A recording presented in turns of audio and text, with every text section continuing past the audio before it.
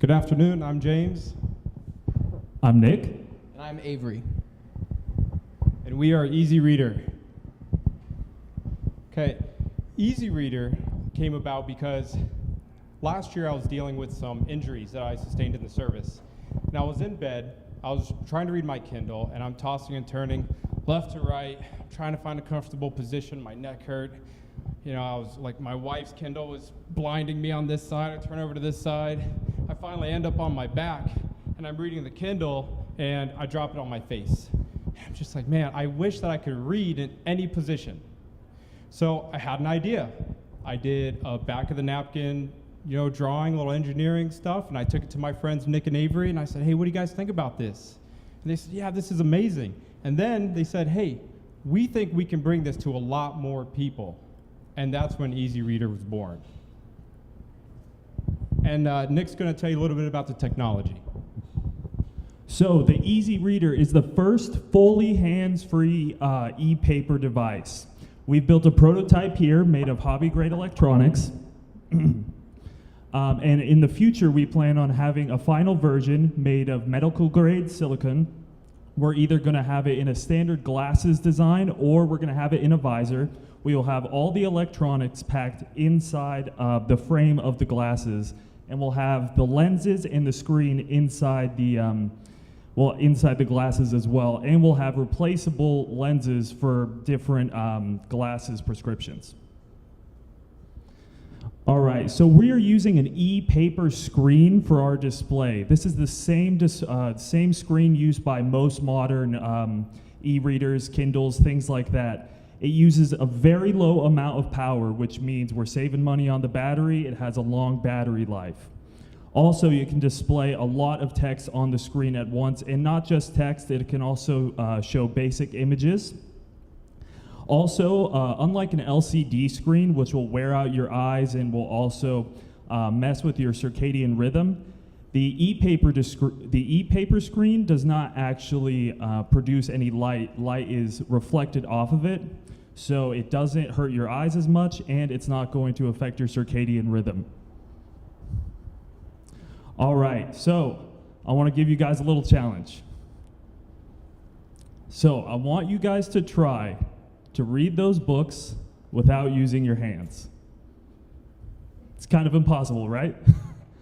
Well, this is the same struggle that millions of people are going through every day, from the elderly to the disabled to those who are getting over a sickness or a surgery. There are people who find it hard to read a book through the standard method. With the Easy Reader goggles, this won't be a problem for them anymore because it's all controlled with your eyes. With our technology, we are detecting the location of your pupils, and when you get to the end of the screen, it'll change the display and turn it to the next page for you. All right, so we've heard about the technology and the benefits of the product. Now let's put some numbers in there.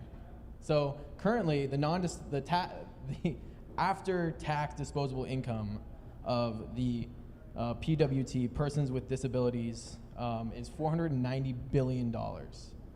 Now, we've pinpointed 1.5 million people who have, either arm-related disabilities or injuries, and that will be our main focus for that.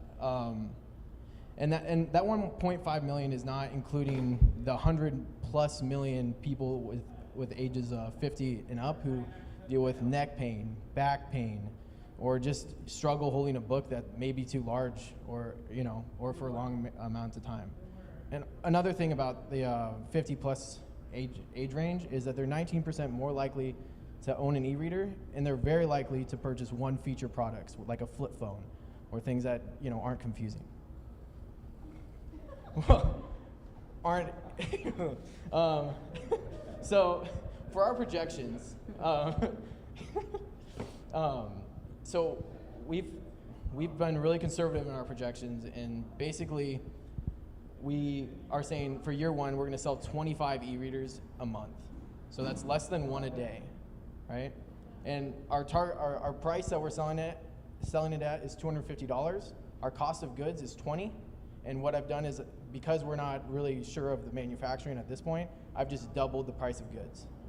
So we're at a cost of goods at $40, and I think that should pretty much include everything. And so for our first year will be profitable. Our second year, you may see, a little bit of differentiation in terms of the revenue and then the cost of goods compared to year one. That's because we're going to start selling ebooks and potentially a subscription model in year 2 and 3. Year 3, you'll see a huge jump because that is our planned Kickstarter. So that's why, in year 2, our marketing more than doubles. We're going to start building more of an online presence and really start trying to get that community for a successful Kickstarter. So our progress. I'm going to take this to just kind of brag about the awesome team that I'm a part of. Basically, from December this year, 5 months ago, James had this idea on a napkin, okay?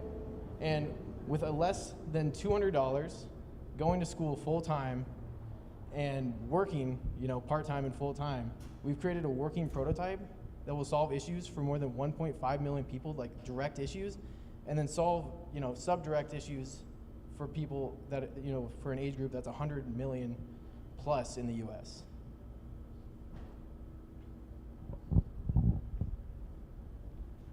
Okay, so Nick's told you about the technology and Avery's told you about the financials and marketing. I'll talk to you a little bit more about the future and where we want to go with this. So the first thing we want to do is we want to take it from that prototype stage and we want to make it sexy. We want a nice final version with the medical grade silicone that's nice when you lay on it, it doesn't hurt. It's compact, it doesn't weigh down on your face. So that's our first upgrade. We want to use industry standard electronics and pieces instead of this hobby grade stuff. The second upgrade we're going to do is we want to allow people to be able to listen to it, just like if you've seen people that wear glasses that have the headset also built into or they have the earphones built into the headset. We want to do that as well, and we want to have them to be able to listen to audiobooks as well.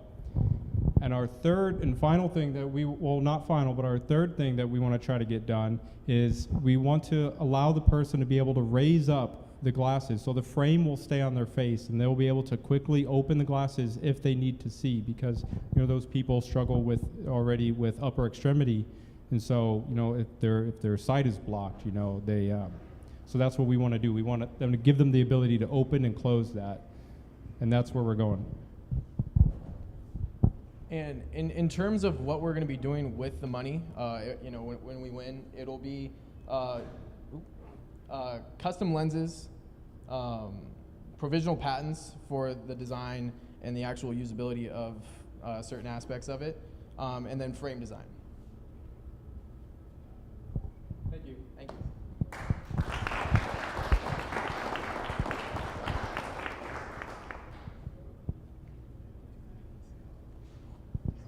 So can you tell me a little bit about your thoughts for connecting to the ebooks vendor platforms, library systems, that sort of thing? So we have a library of 59,000 books already. Those are free online. And so we can start with those. And what we'd like to do is take it to Amazon, take it to other distributors, and just link up with theirs. We're thinking about possibly, if they buy the book through our device, we can grab a share of that 1% or yeah. And also to touch on that, a big reason why the Kindle and a lot of other competitors, or not competitors, e-readers, are kind of booming right now is because a lot of people are recognizing the value in just the electronic part and not as much in the Kindle itself, right? And so that's going to be a really easy way to kind of partner up with multiple vendors, or at least have kind of like a bidding thing going on in terms of who wants to partner with us, because that brings such a value and it takes all their risk away.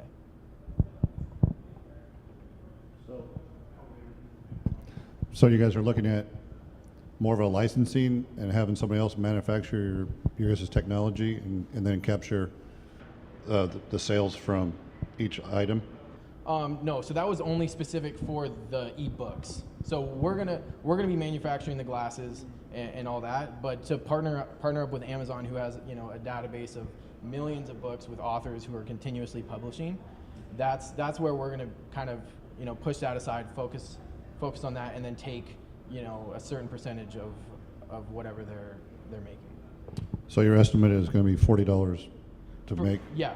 to make the glasses? Yeah, and that's really high. I mean, right now with hobby grade, that means that we're buying it from people that are probably making 200% on it. We're spending $20 on it. I doubled it to make sure that we weren't, seeing unforeseen costs for the manufacturing, shipping, that kind of stuff. So it could be a lot lower than that. It should definitely be a lot lower than that. So I'm a touch confused. Someone's older guys. What is there a host device that's feeding the things? Is there some kind of system inside the glasses that actually dry? I mean, what's making them work? So currently we have a microcomputer inside of our prototype. It's called a Raspberry Pi, and it's running the software for the pupil tracking, which I wrote myself, and the software to print onto the e-paper on that. And that's our plan for the final product. So we'll be doing the computing on small computing devices inside of the glasses. We also plan on having some sort of app tie-in so that you or maybe a carer that you're with could choose a book for you on the phone and have it print onto the lenses. Have you guys actually tried to use the prototype? Is it real close to your eyes? Is it an issue where it's like the first row in a movie theater? Is it? It's not. So what we have is the lenses. Yeah, you can grab it if you want. On the slide. Oh yeah. So one of the reasons we need the money is because we need the lenses created just right. So the ones we're using right now, we're using the VR goggles, and those lenses are very good at magnifying real big, real close.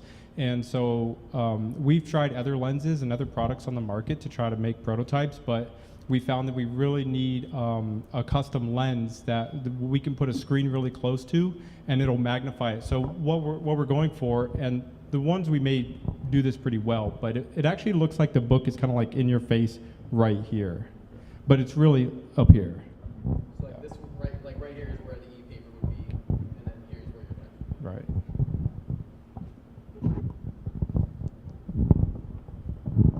So you have to have custom for each, each person's eyes are different. How do you establish where it's focused for that individual?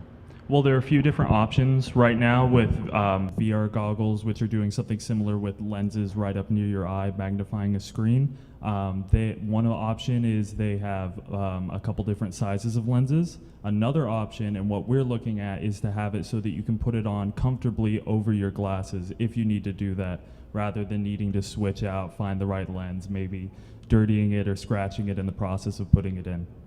And that'll also help for like manufacturing purposes too. Yeah. Is just going that route. And on average, the people who look through the prototype can see it just fine at the distance it's at.